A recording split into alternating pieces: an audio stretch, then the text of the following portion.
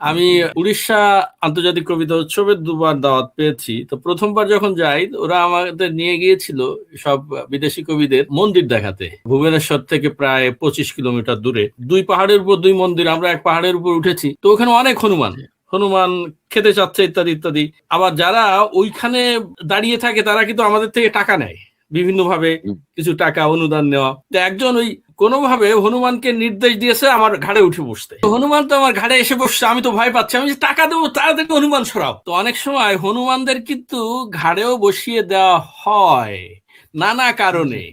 দেখুন, আমাদের দেশে গত 1 বছরে 5,000 বেশি কোটিপতি হয়েছে। 5,000 কোটিপতি অর্থনৈতিক জন্ম হয়েছে, উন্নয়ন। জি নতুন জি, কোটিপতি। গুড আচ্ছা, এই গুড টাকাটা গুড। কোথেকে আসলো? 2025 সালে 6,44,000 কোটি টাকা ছিল খেলাপি ঋণ।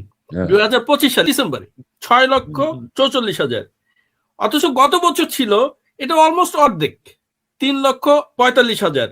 তাহলে এই যে 2,98,000, অলমোস্ট 3,00,000 কোটি টাকা, এই টাকাটা কোথায় গেল?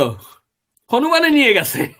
আচ্ছা এই জন্য এক আচ্ছা। একজন হনুমান দেখেন, এখন ওনাদের বাড়ি ছিল ছোটখাটো বাড়ি ছিল, গ্রামের মধ্যে সবচেয়ে ছোট বাড়ি ছিল, এখন 1 একর জমির উপর গ্রামেতে সবচেয়ে বড় বাড়ি।